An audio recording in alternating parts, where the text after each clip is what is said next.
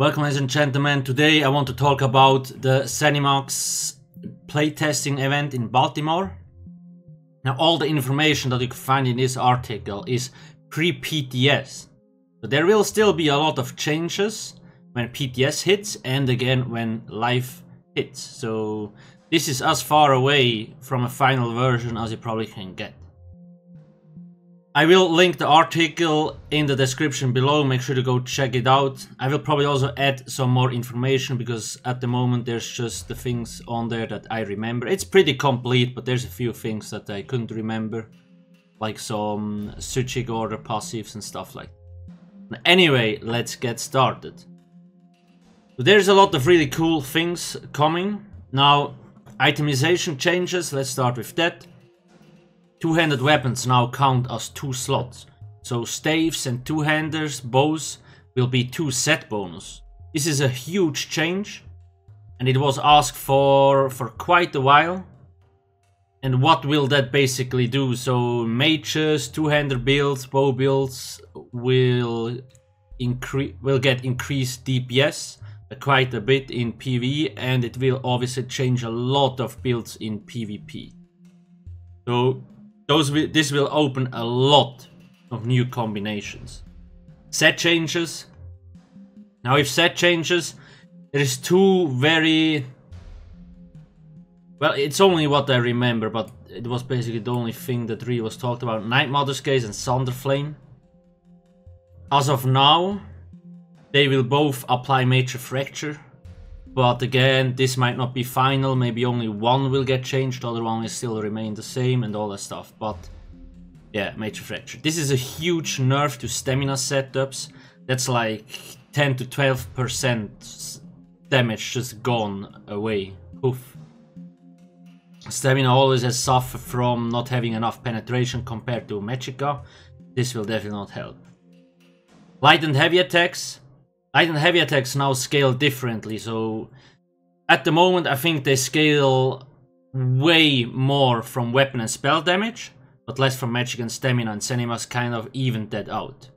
So again here, Magicka will probably gain more out of light and heavy attacks now, because they always have more max resources.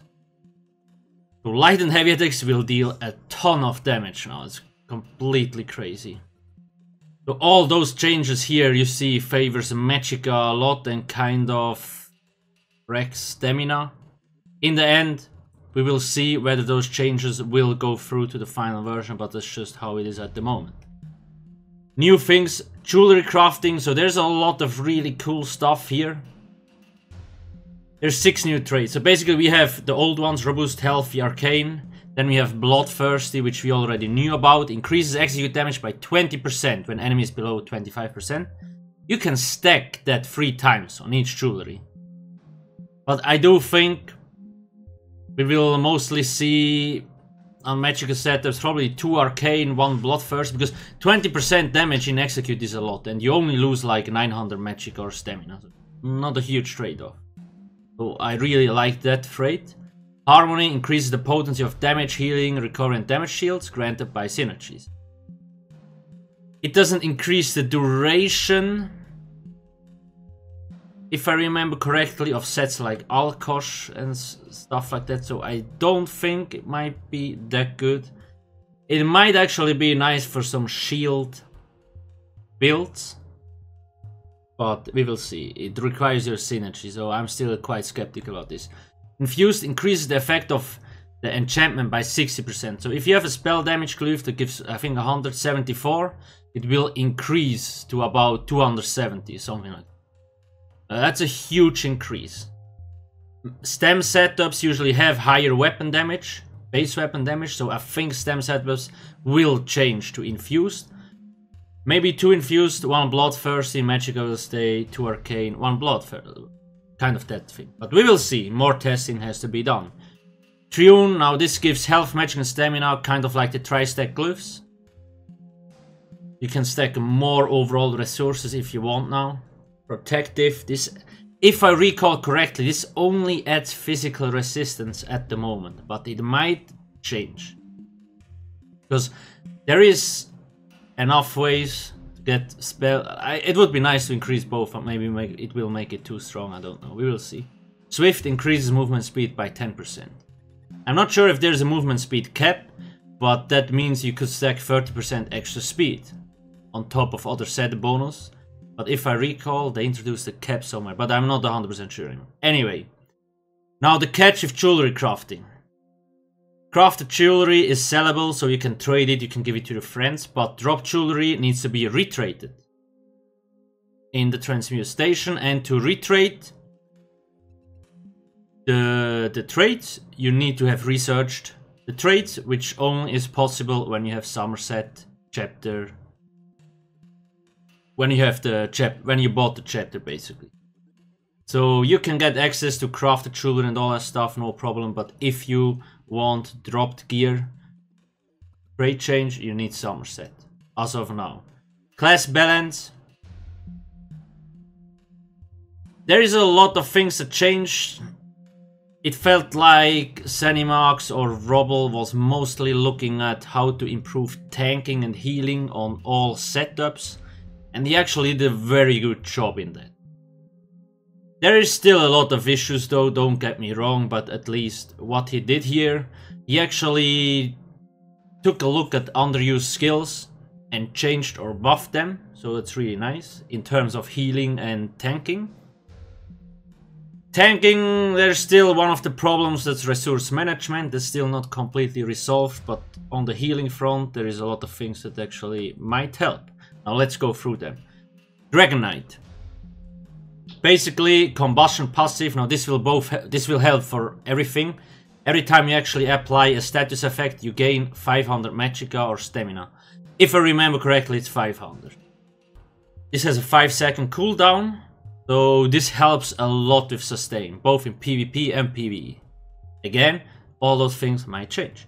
Cauterize, radius got upgraded to 28 meter. There's a huge buff to actually healing.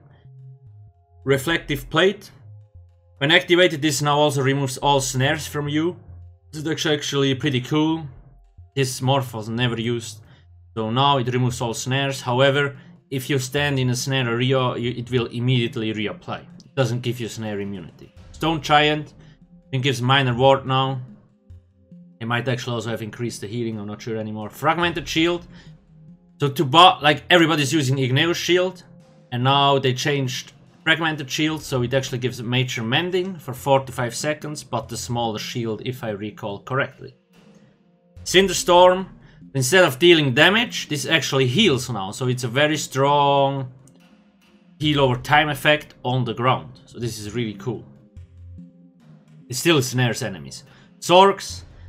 Now Conjured Ward got a 10% increase max shields. Hardened Ward went from 30 to 20%. You still will get the same values, but now the other morph, the empowered Ward, is a little bit stronger because it will give you 10% increase max shields. Bound Armaments. This is no longer a toggle anymore.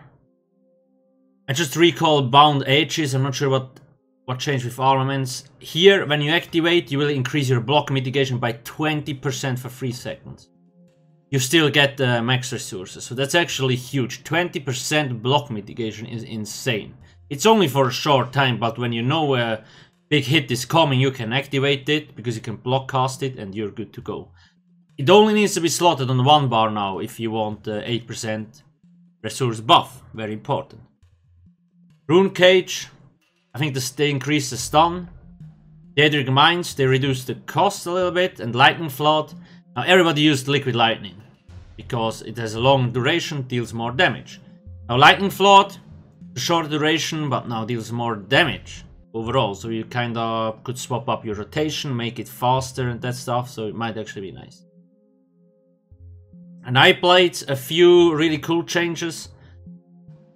Bolstering Darkness, it applies major protection now, so people can run into it. They get major protection, run out, and I think for another 6 to 8 seconds, they will keep the buff on them. I think that helps both in PvE and PvP. So you're not kind of stuck in one position, you can walk into it, get the protection buff, walk out, and you're safe for another 6 to 8 seconds. Dark Cloak, this was completely changed. This heals now for like 35% of your max health, similar to Dragon Blood. That is really nice for healers, for tanks. Because Nightblade tanks kind of miss the burst heal in my opinion. So this will really help. Strife. They increase the cost again to match other spammable abilities like Force Pulse. Dark Shade. It's now only one shade, which applies minor maim and it does kind of a spinning attack. You actually can cast this out of combat now. Templars. Functioning Strikes got a small damage and healing buff again. Solar Disturbance. Snare now stays on you even if you leave the AoE. Dark Flare. The debuff always applies because it's so easy to dodge. Honor the Dead. Now Magicka return is shorter, so it's more likely that you get most of your Magicka back because it has a shorter recovery duration. Healing Ritual, this is now instant cast, but the cost was tremendously increased. This is cool because nobody ever used this, because people drop low on health, you start praying, you're done, but everybody's already dead. Like, it was stupid. So now this will actually help, but you have to use it only in very high damage situations, when you get a lot of damage, because it costs a lot. Enduring Race. Instead of 30% increased duration, this now gives 2 seconds. I do think this is a buff for most of those abilities. Because some gave like, I don't know, 7.4 seconds and those 0.4 seconds didn't do anything. Now 2 seconds, it's nice. Warden, Shimmer Shield, increase the cost. This skill, because it's very strong. Arctic Wind. Increase the initial heal there, Bursting Vines. This now generates 10 ultimates when cast on an ally below 60% health. Then Deep Fissure, they remove the stun, but it now gives Major Breach. Fighter's Guild, Silver Leash, this now pulls enemies to you. We will see. I'm actually not sure if they have already implemented that or not. But this was also one of the big points that most tank setups are useless because they don't have changed. I'm actually not sure if that was already in the game or not. I can't really remember, but it's something they will most likely change. Then Deadly Cloak got the damage reduced. But anyway, we'll probably just remove that next patch anyway from our setups. And huge effect change, Empower. Now, then usually it gave 20% more damage on your next hit. Now it buffs your next light attack by 40%.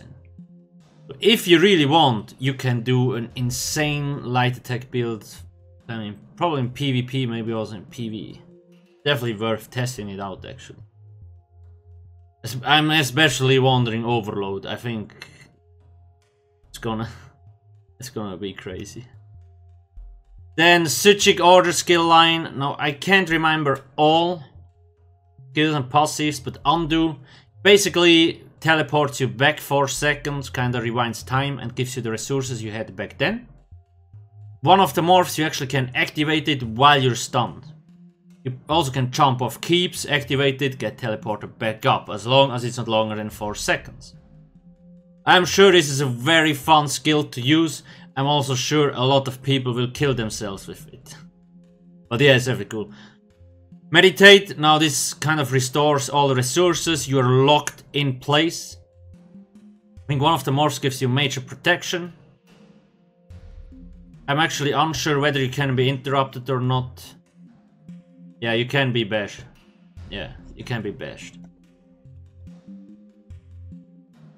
I don't think it's wise to use this in combat, to be honest. It might be nice to be on a Nightblade with shades and stuff like that, but yeah, we will see. Time Stop. Now this is actually quite strong of an ability. It's about, I think, a 10-meter bubble, something like that. Everybody that walks in there after, I think, 1.5 seconds gets stunned. Similar to the Sleet Storm ultimate, so you drop block and all that stuff. Very, very strong. And it's a huge bubble, actually. With one bubble you can fill a full, like a main gate entrance, stuff like that. So yeah, there will definitely be a lot of those bubbles around. Imbue weapons. Now this here adds physical damage, or I think also spell damage, something like that. You're next to light attacks, but for only 2 seconds. A very short skill. Yeah, one morph, magical, the other morph, stamina, and it applies the status effect. That's something. And I think one of the morphs changes your light attacks into healing, so you actually can heal your friendlies with light attack. Something like that. I'm not sure anymore, that's why. Acceleration, this skill is an instant cast magical skill. You can get Major Expedition and Minor Force.